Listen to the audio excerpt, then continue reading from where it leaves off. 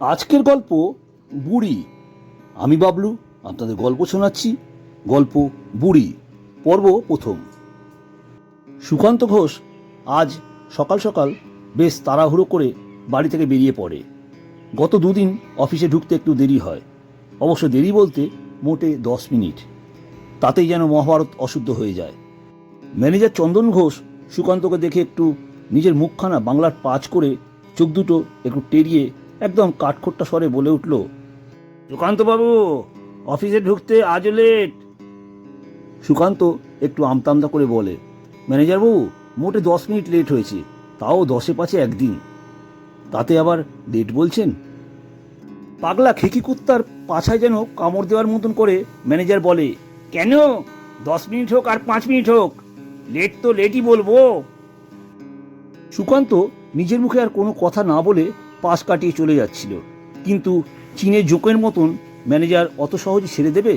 তাই নিম পাতার রস খাওয়া ম্যানেজার বলল, 2 দিন লেট হলে এখন থেকে 1 দিনের পয়সা কাটা যাবে। সুকান্ত বলে, আজ থেকে প্রায় 8 বছর আগে এই অফিসে জয়েন করার সময় এগ্রিমেন্টের পেপারে কাজের সময় সকাল 9টা থেকে বিকাল 5টা পর্যন্ত ছিল, কিন্তু এখন সকাল 9টা থেকে বিকাল 5টা হয়ে বেড়ে হয়েছে রাত 8টা, তাও কোনো কোনো দিন রাত 9টা বেজে যায়। তখন তো কিছু বলেন না। ম্যানেজার একটু তাচ্ছিল্য করে বলল, ও, মনে হচ্ছে আপনি রাইটার্স বিল্ডিংয়ে সরকারি কাজ করছেন। এটা প্রাইভেট ফার্ম, এটা মনে করে আপনি আইন কানুনের কথা বলবেন। সুকান্ত মনে মনে বলে, দেবশালা কোন দিন এই ঘোড়ার ডিমের অফিসে চাকরিটা ছেড়ে, তখন বুঝবে।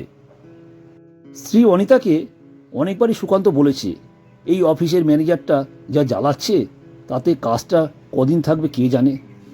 অনিতা স্বামীকে বোঝাতে যায়, মাথা গরম করো না গো, ঘরে 3 বছরের মেয়ে, মা বাবা বৃদ্ধ, পুরো সংসারটা তোমাকে চালাতে হয়, তাই বিকল্প কিছু না ভেবে কাজটা হাতছাড়া করো না। সুকান্ত এখন যে কোনো উপায়ে অফিসে তাড়াতাড়ি পৌঁছাতে পারলেই শান্তি, না হলে ম্যানেজারের ছুঁচো মুখ দেখতে ভালো লাগে না। পাশের টেবিলে সজল বোস কথা প্রসঙ্গে বলে, সুকান্তদা, আমাদের কপালে লেখা ম্যানেজারের গালাগাল খাবো, তা তো খেতেই হবে। অফিসে 30 মিনিটের টিফিন টাইম। সুকান্ত বাড়ি থেকে আনা কয়েকটা শুকনো রুটি, তার সঙ্গে তরকারি বা কোনোদিন ভাজা, যেটাকে বোঝা যায়, তা দিয়েই গোগ্রাসে খেয়ে কিছুটা জল খেয়ে অফিসের বাইরে বেরিয়ে 3 রাস্তার ধারে এসে দাঁড়ায়।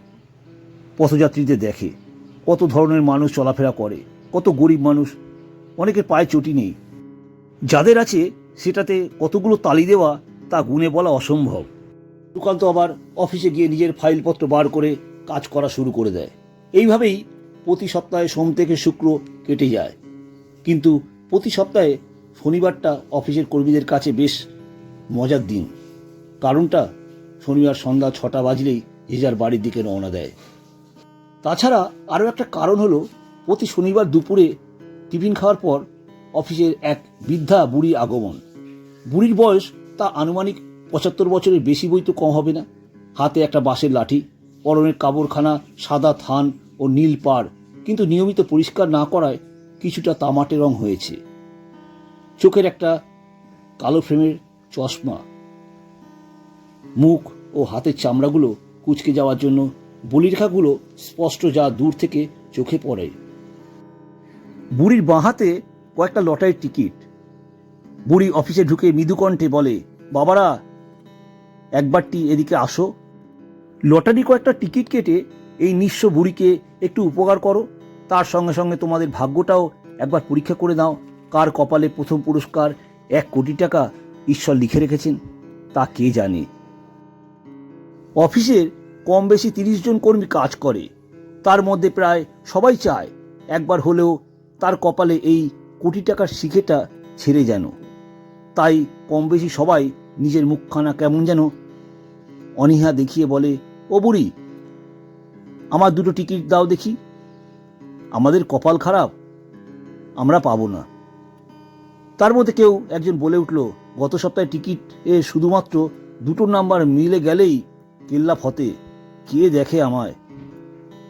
আর কোনো কথা না বলে একটু জোর গলায় বলল, বুড়ি, ওই টিকিটটা দাও। যেটার শেষের নাম্বার 3টেই 9 আছে। আবার কয়েকজন বেশি উদারতা দেখিয়ে বলে, বুড়ি তোমার যেটা মনে হবে সেই টিকিট দুটো দাও। চেয়ারে বসে বসে সুকান্তবাবু এই কাণ্ডখানা দেখে আর মনে মনে হাসে, বলে, হে প্রভু, তোমার লীলা বোঝা বড়ই কঠিন। এমন এক গোলকধাঁধায় তৈরি করেছো, এর ভিতর যে ঢুকবে সে জানে তার মধুর স্বাদ তেতো কি মিষ্টি, আর যে না ঢুকবে সে কপাল চাপড়াবে। একবার যদি একটা টিকিট কেটে কোটিপতি হতে পারতাম, তাহলে পায়ের ওপর পা তুলে আরাম করতাম। আর যে গরিব নিঃস্ব, যাকে ভাগ্য পরিহাস করেছে, তাকে সবাই বলছে, বুড়ি তোমার পছন্দ মতন একটা টিকিট দাও। হাসছো তো? ব্যাপারটা এত সহজে আমি কেমনভাবে তোমার সব প্ল্যান বুঝে গেলাম। বুড়ি এক পা করে সুকান্তের টেবিলের সামনে এগিয়ে আসে, মধুর কণ্ঠে বলে, বাবা, এত বছর তোমাদের এখানে আসছি, কিন্তু তুমি তো কোনোদিন একটা টিকিটও কাটলে না। তুমি বড়লোক হতে চাও না? সুকান্ত উত্তর দেয়, জানি না। বুড়ি বলে, তোমার লোভ হয় না? এত টাকা? সুকান্ত বলে, তাও জানি না। সুকান্ত হেসে বলে, বুড়ি তুমি নিজে টিকিট কাটো? বুড়ি বলে, পাগল নাকি? সুকান্ত বলে, তাহলে তুমি জানো লটারির টাকা তোমার কপালে নেই? বুড়ি নিজের ফোকলা দাঁত বার করে কিছুক্ষণ হেসে বলে, না গো, আমি নিজে আমার জন্য টিকিট কাটি না, এই ভয়ে যদি ফার্স্ট প্রাইজটা আমি পেয়ে যাই, তাহলে এত টাকা নিয়ে কি করব বলো? তার উপর আমার বয়স হয়েছে, তাছাড়া আমি পড়াশোনা জানি না। সুকান্ত বলে, বুড়ি তুমি তাহলে চিন্তা করো। ভালো।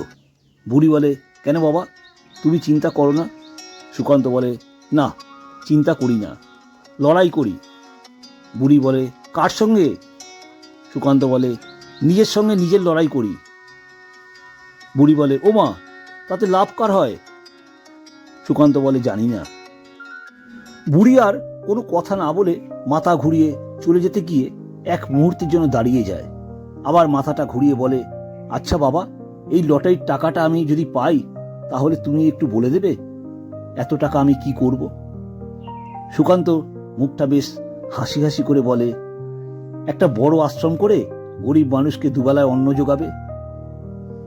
তার হিসাবপত্র আমি করে দেব, তুমি নিশ্চিন্তে থাকো বুড়ি। বুড়ি নিজের হাতের লাঠিটা নিয়ে হাঁটতে হাঁটতে অফিস থেকে বেরিয়ে গেল। নমস্কার, এতক্ষণ আমার লেখা গল্প আপনাদের শোনাচ্ছিলাম। গল্প ভালো লাগলে একটা লাইক করে দেবেন। সাবস্ক্রাইব করা না থাকলে সাবস্ক্রাইব করতে ভুলবেন না। লাইক ও সাবস্ক্রাইব করাটা আপনার কাছে ফ্রি হলেও আমার চ্যানেলের গ্রোথের ক্ষেত্রে ভীষণভাবে জরুরি। যখনই আমি নতুন ভিডিও আপলোড করব, সবার আগে নোটিফিকেশন আপনাদের কাছে পৌঁছাবে। So I request to you, please like this video and subscribe to my channel. Good night.